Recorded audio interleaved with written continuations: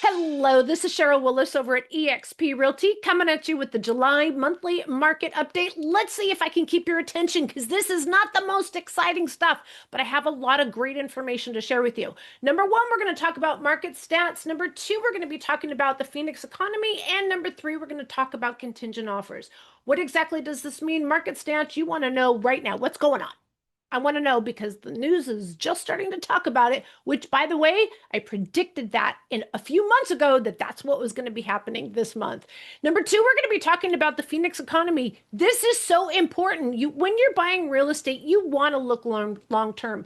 I am probably the only realtor that will tell you if you do not plan on holding your home for a minimum of 3 years, do not buy in this real estate climate. Number three, we're going to be talking about those contingent offers. So many of you are looking at moving here from another part of the country and you need to sell your home first. And I know that what comes first, the chicken or the egg. And I know it's a little crazy, but I want to explain what it means here in the greater Phoenix area with the market that we have today. So let's get started and talk about market stats, because again, that's what you are here for.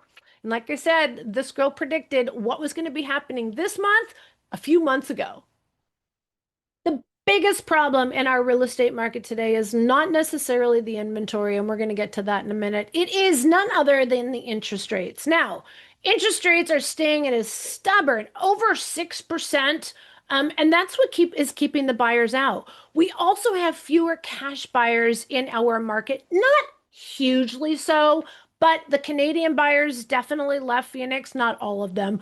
We are seeing actually some beautiful listings from those Canadian property owners because it actually makes sense for them to sell today. Where we are still seeing a lot of cash buyers is people that are moving in from the coastal states and specifically Asia. Asia Pacific, we are seeing a lot of cash buyers, Arizona being the third most popular state for those cash buyers. So as long as we have that demand accompanied with 22 weeks, yes, I really said this, 22 weeks of some of the highest loan applications that we have seen ever. When you look at this chart, and I'll tell you, some of these charts are super boring to look at, but when you look at this chart, we have a lot of pent up demand with buyers. We have way more people getting pre-qualified on for loans than they are purchasing. When you hear about the media talking about we have some of the lowest volume, I feel like they don't use the word volume. They say the lowest sales that we have seen since the market crash. That's not entirely true. But the volume of sales has mirrored what we saw in 2006, 2007 when it was starting to go down. But again, it's for a different reason. And these aren't vacant homes. Most of these are owner occupied, and we're going to talk about what some of the other ones are. Accepted contracts are pretty consistent from where we were a year ago today. But when we look at the supply, that's where we really get the rest of the story. So again, don't forget, you have supply and demand that creates the market. Now let's jump to supply. Number one, I'm going to call our supply a shitty supply. Okay. It's not accurate and it's full of a lot of bad listings. So, number one, we started out the beginning of the year before January 1st with an influx of condos, townhomes, and patio homes. Anything multi density, high density housing. This was a lot due to HOAs that were going up extremely high, insurance problems or higher insurance. So that was passed on through the HOA. And also, a lot of these properties became what you call unwarrantable. So a lot of people were dumping these properties. They're the condominiums, townhomes, etc. They are the first to go down in the market and the last to go up. And this is what I tell people all the time. And so we started off January 1st with an influx of inventory. Then when January hit, was it exponentially higher than the last 4 years? Yes. Was it exponentially higher than 2017, 2018, 2019? No. In fact, January of all of these years, including this year, was 10,000 new listings. It was the same. But here's what the difference was. A lot of these new listings, in my opinion, were unrealistic sellers. They were a combination between vacation rentals, not vacation rentals, vacation homes where people weren't going to be taking advantage of them. So this is going to be some of the Canadian sellers or even people that are like have three or four vacation homes and they've decided to maybe tone back a little bit and they Arizona was one of the ones they were selling. Um, there was a lot of equity in a lot of these homes. And here's the thing, guys, just these sellers were very unrealistic. They didn't get the memo, they didn't get the call that the market has changed since 2022. But because it was January and there's no harm in putting it on the market, they weren't going to vacation out here this year, they're going to stick it on the market. Also, we had a lot of short holds for whatever reason. People, divorces, work relocation, whatever, their life gets in the way. And so there are some people that bought their homes just a year ago, maybe even 2 years ago, and they were thinking that if they bought their home, let's just say $900,000 last June, and they put it on the market at the beginning of this year for 950 or even $1 million. We haven't seen any appreciation year over year. Oh, wait, I haven't got to that yet. I'm going to get to that. Point is that they came up with these crazy numbers and they were like, let's test the market. And especially when a listing agent would go to their appointment and say, here's the thing, most of the buyers are coming in lower and they're also wanting concessions. And so they're like, well, let's list it higher so that we have room to negotiate. That doesn't really work in this kind of market, guys. Now, I'm going to show you also the listing success rate and also the list to sales rate. We'll get to that in a minute, but here's what I'm trying to point out. There was a lot of irrelevant sellers out there. Let me just tell you, I cannot tell you how many homes we would call on. The home had been on the market 4 months, 6 months, and we would write an offer. And it was a good offer based on the market. They've been on MLS for an extended period of time. They've had no price drops. The home does show well, but I actually had listing agents tell us if you're not going to offer full price, don't even bother. Now, how that listing agent is representing their seller to the best of their ability, I don't know, but that was the message they got from their seller. Multiple, I'm telling you, a lot. And so our buyers, they were like, well, what are we, here's the thing. If you guys don't want to pay over market value, move on to the next. And this is why I say it's about the deal, not the home right now. Don't fall in love in the perfect home because then you don't have that any kind of leveraging. There is a ton of those homes that were on the market the first 6 months out of the year, and those are the ones that maybe you did see some price reductions, but not enough apparently, right? And now, and I projected this in June, we were going to have a ton of cancellations. And you know what? We did. Not only did we have a ton of cancellations in June, and we had consistent sales that we did last year, and we also had a lot of expireds. Again, the expireds tell me these were sellers that went on the market, and these are short listing periods.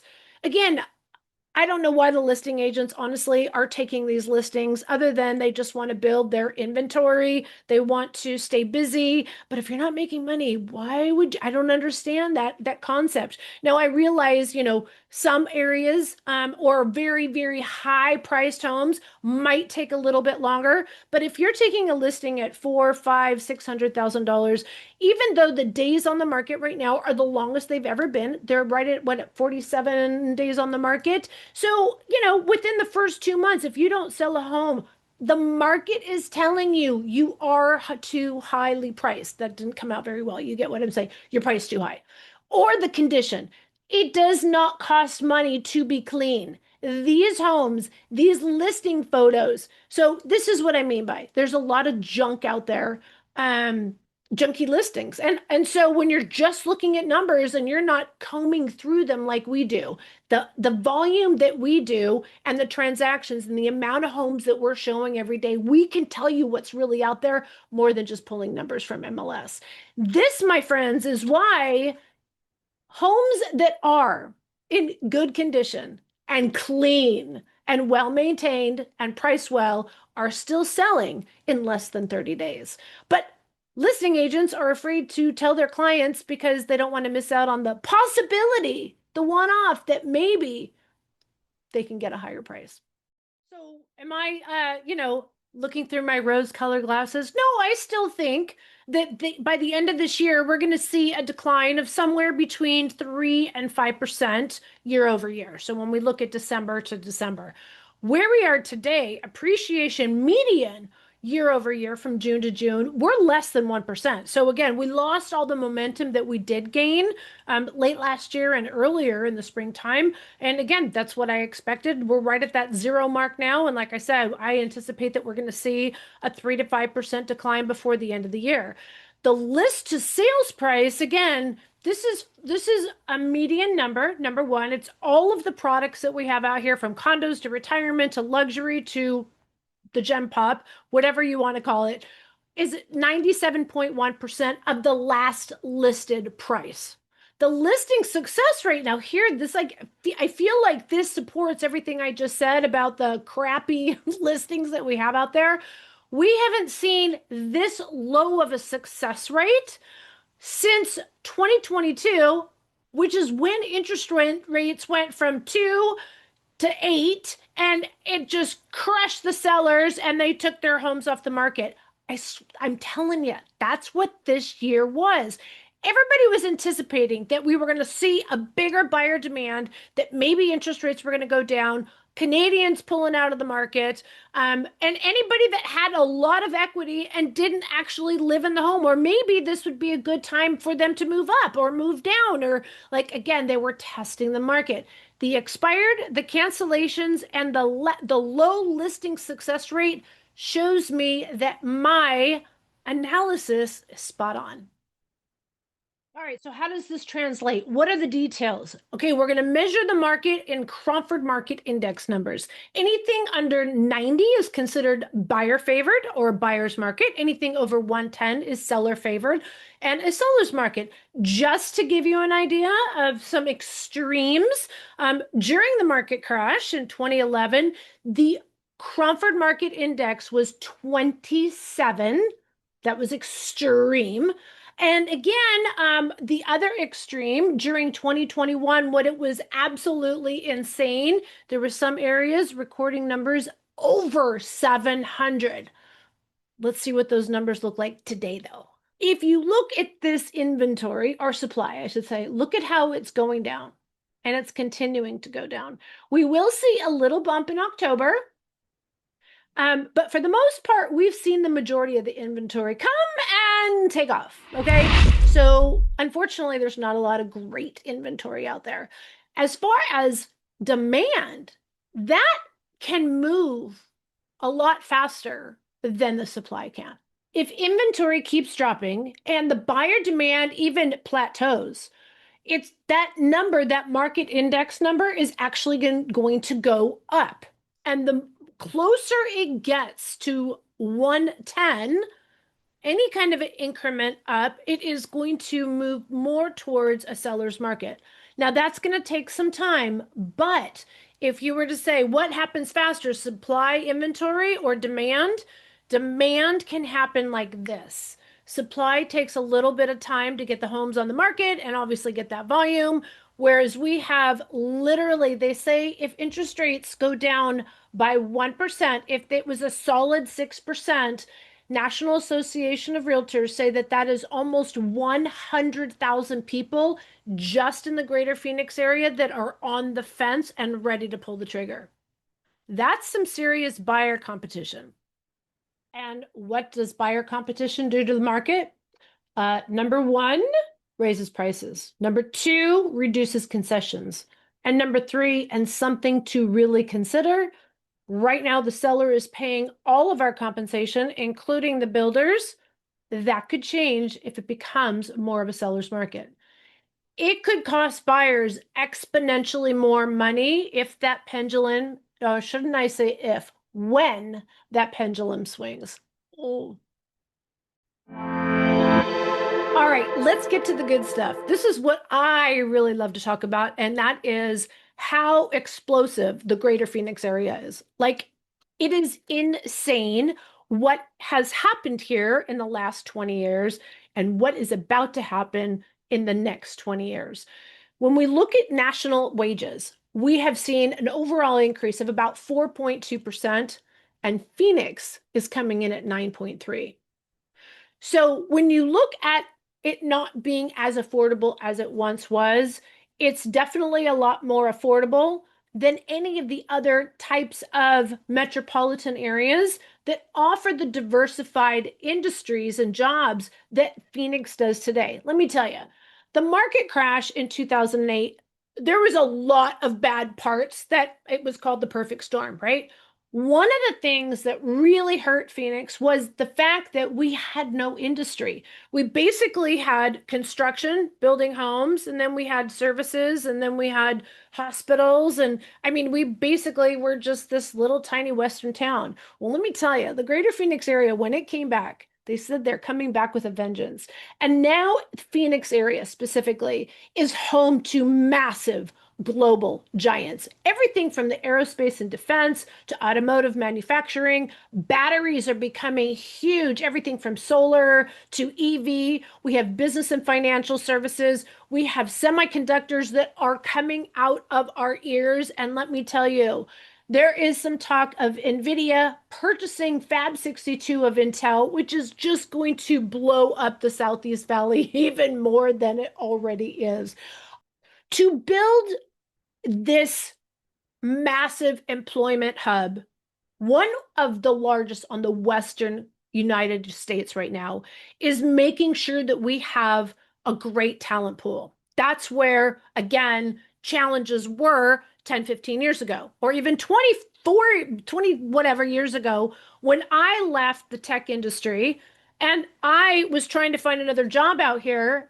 And that's how I became a realtor. But because there was limited opportunities, not so much today. So not only are companies coming here and people are moving here for those jobs, but the education that is offered here in the greater Phoenix area, and I'm not just talking at the state university level, and the greater Phoenix area, or should I say Phoenix, has not only ASU, Arizona State University, but we also have satellite campuses of University of Arizona. We have their medical facility, their medical school up here in downtown Phoenix. We also have NAU present. So we have three different colleges with presence here in the greater Phoenix area.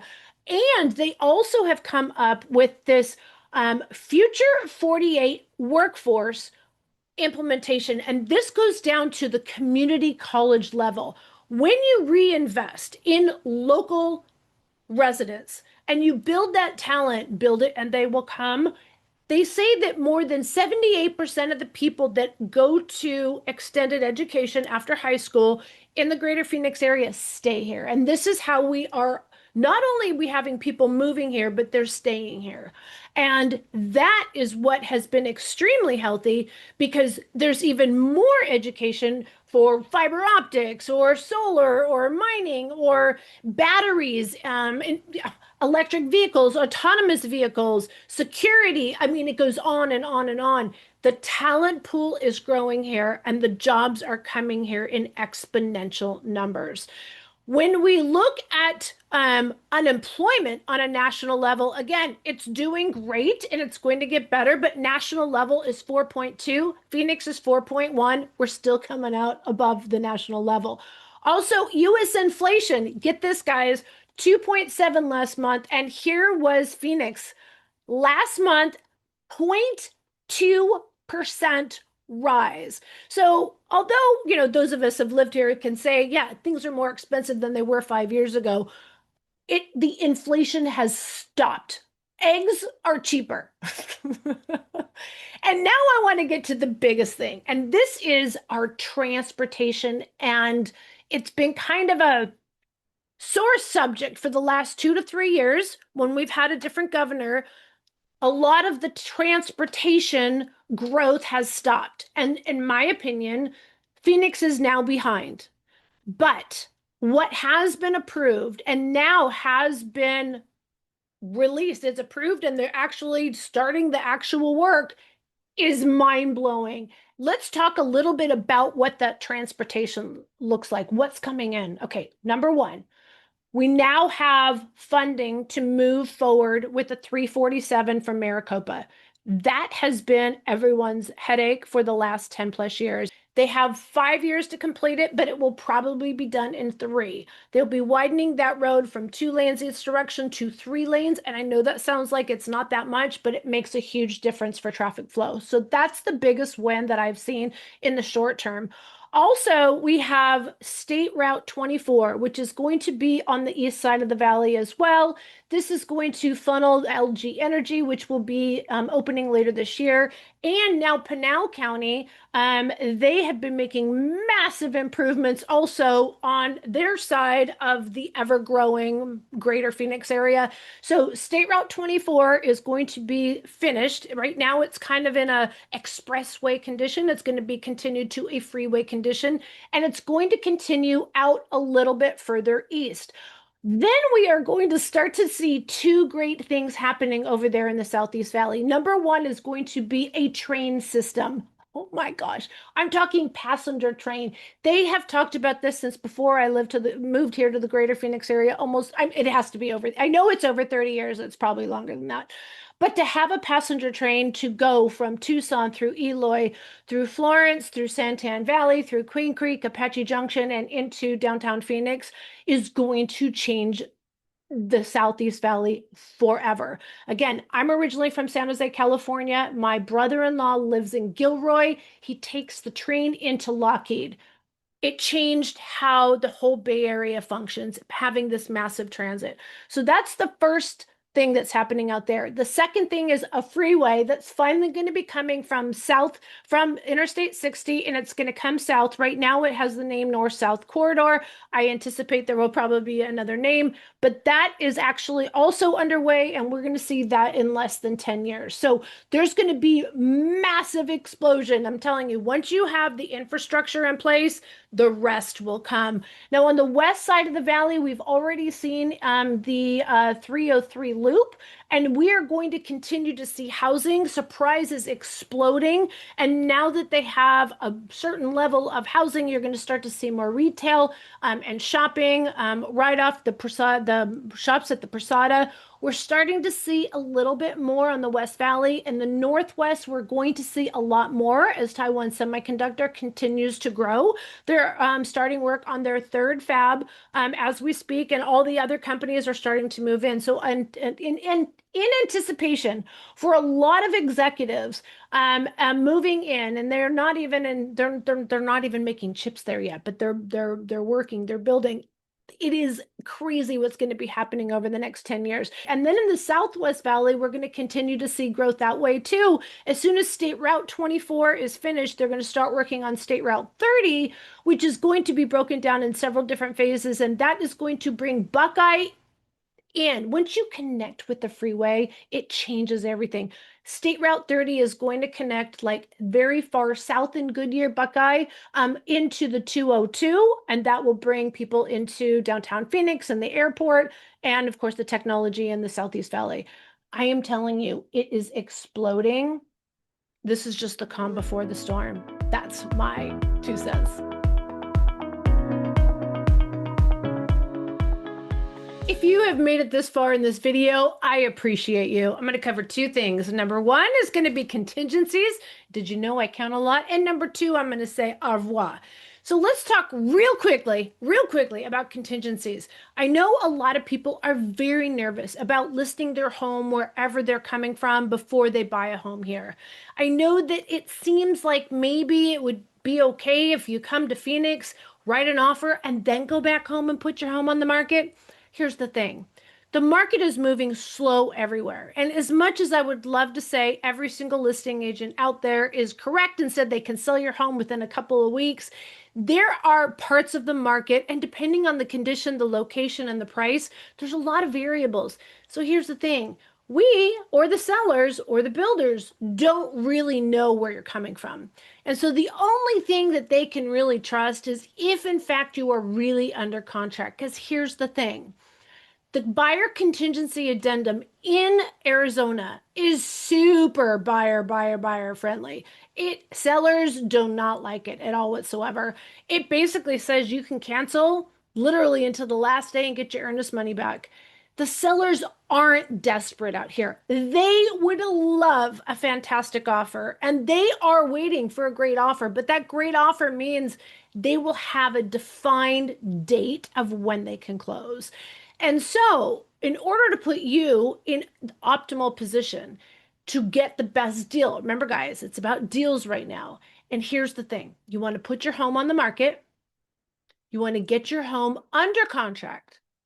You want to get past your inspection periods because let me tell you, the listing agents out here will be calling your listing agent from wherever you're coming from to vet where you're at in the contract. Because as I mentioned earlier in the earlier in the video, we are in a much slower market. So the seller isn't motivated by any offer at any price if they don't have an exact date to count on. I had a buyer that offered full price cash offer, close day after whenever they were going to close on their listing, and the seller declined. They said, I don't want to take my home off the market for uncertain terms. And that is exactly the way the sellers are looking at contingent offers here in the Phoenix area. I'm not trying to scare you, but it's just not as buyer-sided as you might think. It is a buyer's market, but it's not a slaughtering for the sellers. So if you're thinking about moving, there is definitely a plan, steps that you need to put in place, and we want to help talk you through that, talk you off the ledge, give you some ideas. A lot of people wind up doing short-term rentals. They get their home under contract, and then they even like get out of the house right after closing. I'm sorry, right before closing. And that way there's a smooth transition on the closing on that end, and they're already shopping out here, and they may only be in their short-term rental for a few weeks. We've had a lot of people do that this year. In a fast moving market, sellers didn't like contingencies, and in the slow market, they don't like contingent offers. So if it's going to be a contingent offer, let's put as much strength in that offer as possible and have your home under contract, past inspection periods, and we set you up for success. Let me tell you, relocation is not easy. There's a lot of moving parts. It's more than just moving down the street, and it's more than just it's more than everything. There's a lot of questions you might have, and here's what I always say. You don't know what you don't know. So even if you don't think you have questions, I promise you have questions, and we have information to share for you. And wow, I'm a talker. I would love to talk with you and answer all your burning questions. You just got to give us a call, shoot us a text, send us an email. Days, nights, or weekends, we got you back when moving to Phoenix, Arizona. We cannot wait to hear from you. Don't hesitate. Call today.